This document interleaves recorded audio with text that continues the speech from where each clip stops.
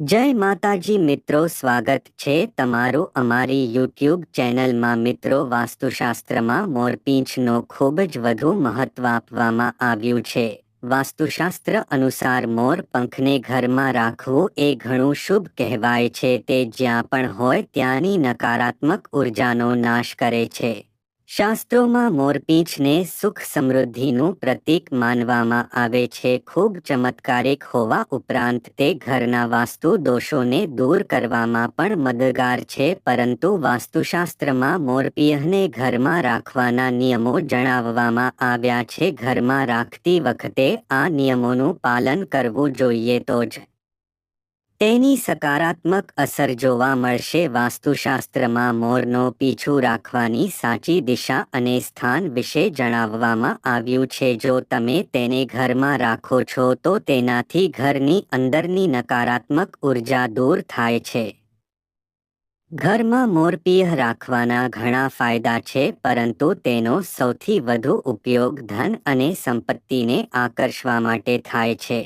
તમારા ઘરમાં પૈસાની અછત હોય, ઘરમાં પૈસા નથી, તો તમારે તમારા ઘરમાં મોરનું પીંહું લાવવું જોઈએ અને તેને યોગ્ય દિશામાં સ્થાપિત કરવું જોઈએ। તેનાથી તમારા ધનમાં ચોક્કસ વધારો થશે। વાસ્તુશાસ્ત્રમાં ઘરમાં મોરના કેટલા પીંછા રાખવા જોઈએ તેનું વિશે પણ જણાવવામાં આવ્યું છે। તો ચાલો જાણીએ મોરના પીંછાથી સંબંધિત મહત્વના વાસ્તુ નિયમો।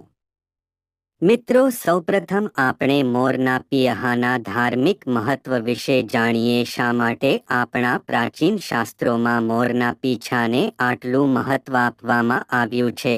મિત્રો, આપણા પ્રાચીન પુરાણોમાં મોરના પીંછાને એક ચમત્કારિક સાધન માનવામાં આવ્યું છે। તેનો ઉપયોગ અનેક પ્રકારની તાંત્રિક પ્રવૃત્તિમાં પણ કરવામાં આવ્યો છે। શત્રુઓનો નાશ અને દુષ્ટ શક્તિઓનો નાશ કરવા માટે પણ મોરના પીંછાનો ઉપયોગ જ્યોતિષશાસ્ત્રમાં પણ થાય છે। મોરના પીંછાને લગતા ઉપાયો જ્યોતિષશાસ્ત્રમાં પણ જણાવવામાં આવ્યા છે। આયુર્વેદ વગેરેમાં પણ મોરનો પીંહું વ્યાધિઓ અને રોગોને દૂર કરવામાં મદદરૂપ છે। મોરનું પીંહું ઘરમાંથી દુષ્ટ શક્તિઓને દૂર કરવામાં, તે પોતાની સાથે સાપ વગેરે દૂર રાખે છે। મોરના પીંછાના કારણે આવા ઝેરી પ્રાણીઓ ઘરમાં પ્રવેશતા નથી, તેથી જ જંગલમાં રહેતા લોકો તેને પોતાના ઘરની નજીક રાખતા હતા અને તેની ઘણી વાર્તાઓ છે। પુરાણોમાં લખાયેલ એક કથાનું વર્ણન છે। પ્રાચીન કાળમાં સંધ્યા નામનો એક રાક્ષસ રહેતો હતો। તે ખૂબ જ શક્તિશાળી અને મહાન તપસ્વી હતો।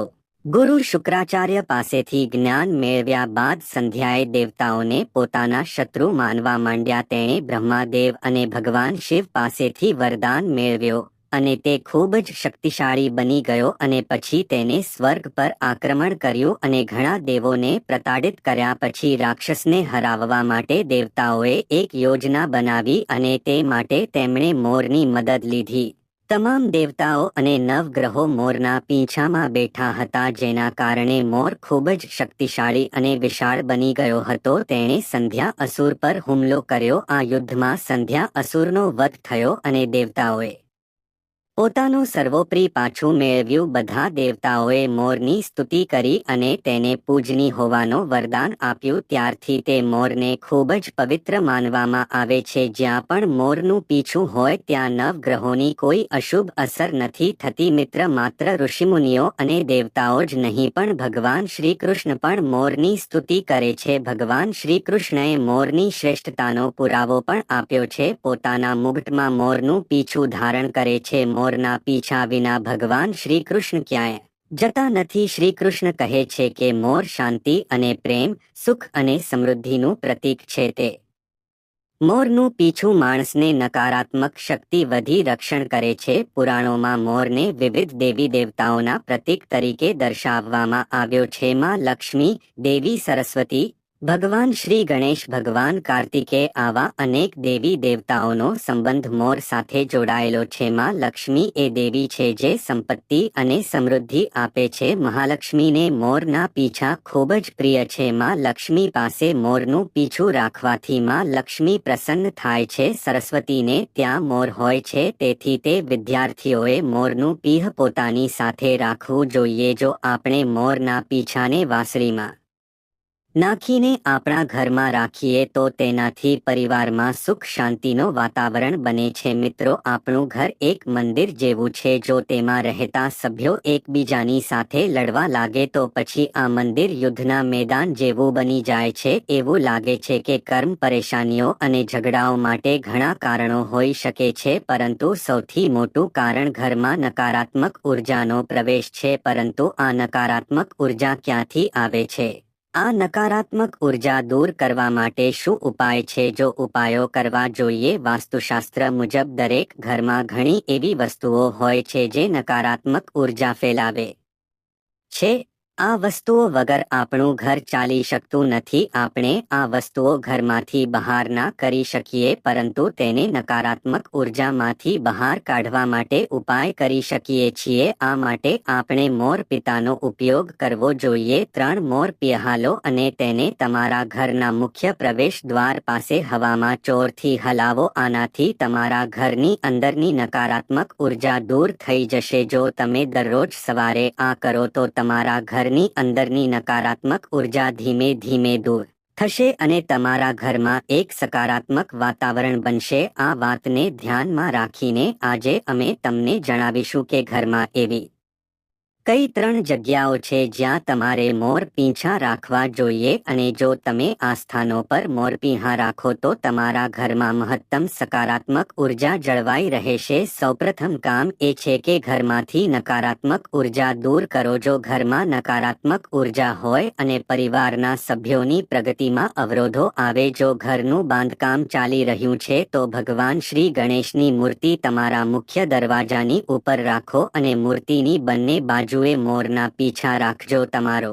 મુખ્ય દરવાજો વાસ્તુશાસ્ત્ર નિયમોની વિરુદ્ધ છે તો આ તમારા ઘરમાં કોઈ પણ પ્રકારની નકારાત્મક ઉર્જાને પ્રવેશતા અટકાવશે. તમારે મુખ્ય દરવાજા પર 3 મોર પીંછા અવશ્ય રાખવા જોઈએ. તેનાથી વાસ્તુદોષ દૂર થશે. બીજું, ગ્રહોની અશુભ અસરથી બચવા માટે જો ઘરના સભ્યો પર ગ્રહોની અશુભ અસર હોય અથવા ગ્રહોની સ્થિતિ ખરાબ થઈ રહ્યું હોય, પછી મોરનું પીછું લઈને તેના પર ગંગાજળ રેડો અથવા શુદ્ધ પાણીનો છંટકાવ કરો અને પછી તેને એવી જગ્યાએ રાખો જ્યાં તેને કોઈ જોઈ ન શકે. તે ગ્રહોની શાંત કરવામાં મદદ કરે છે. ત્રીજું, ખરાબ નજરથી બચવા માટે જો કોઈ સભ્ય ઘરના અથવા બાળક પર ખરાબ નજરની અસર થઈ હોય અથવા જો કોઈ વ્યક્તિ કોઈની ખરાબ નજરથી પ્રભાવિત હોય તો સૂતી વખતે તે વ્યક્તિના ઓહિકા નીચે મોરનું પીહ રાખો અને તેને બીજા દિવસે સવારે તેને વહેતા જળમાં અથવા કૂવામાં પધરાવી દેવાથી ખરાબ નજર દૂર થશે. જો તમને અભ્યાસ કરવાનું મન ન થતું હોય તો અને વિદ્યાર્થીઓને અભ્યાસમાં રસ નથી હોતો, તેમની યાદશક્તિ નબળી હોય છે, તેઓ અભ્યાસ કરતી વખતે વારંવાર ઊંઘી જાય છે, તો વિદ્યાર્થીઓએ માં સરસ્વતીની સામે મોરનું પીછું રાખી બીજા દિવસે પોતાના પુસ્તકો રાખવું જોઈએ. આનાથી વિદ્યાર્થીઓની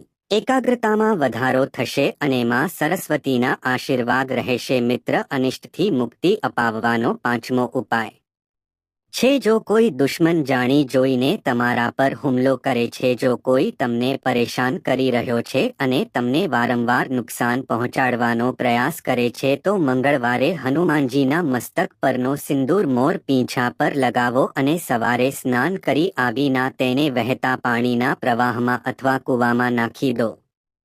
છઠ્ઠી વાત, મનની કોઈ રહેતો ઈચ્છિત પરિણામ મેળવવા માટે ઘણા દિવસો સુધી પ્રયત્ન કરવા છતાં પણ ઈચ્છિત પરિણામ મળતું નથી, તેમાં વારંવાર અવરોધો આવે છે, તો તમે રાધા કૃષ્ણ અને ભગવાન શ્રી કૃષ્ણના મંદિરમાં જઈ શકો છો. કૃષ્ણને મોર વિચાર્પણ કરો અથવા ઘરે શ્રી કૃષ્ણની મૂર્તિ પર મોર પીંછા મૂકો અને તેમની સામે તમારી ઈચ્છા વ્યક્ત કરો. જો પતિ પત્ની વચ્ચે તણાવ હોય, ઘરની અંદર ઝઘડા હોય, પતિ પત્ની વચ્ચે વારંવાર ઝઘડા થતા હોય, પરસ્પર પ્રેમ ઓછો થવા લાગ્યો હોય તો તેમના બેડરૂમમાં દક્ષિણ પૂર્વ દિશામાં મોરના પીંછા રાખવા જોઈએ. તેનાથી બંને વચ્ચે પ્રેમ વચ્ચે વધશે અને વિવાદ ઓછો કરવામાં મદદ મળશે. સંપત્તિ વધારવાનો આઠમો ઉપાય. જો પૈસાની તંગી હોય અને અચાનક ધનનો વ્યય થતો હોય તો અચૂક ઉપાય કરો. ઘરની તિજોરી રાખતી વખતે ધ્યાન રાખો કે તિજોરી પશ્ચિમ દિશામાં હોવી જોઈએ. તેને દિવાલની નજીક રાખો અને તેની મુખ્ય દિશા પૂર્વ તરફ હોવી જોઈએ. આનાથી ભગવાનના આશીર્વાદ જળવાઈ રહેશે. સાથે મોરનું પીહ તિજોરીમાં રાખો. તેનાથી ઘરમાં સુખ સમૃદ્ધિ આવશે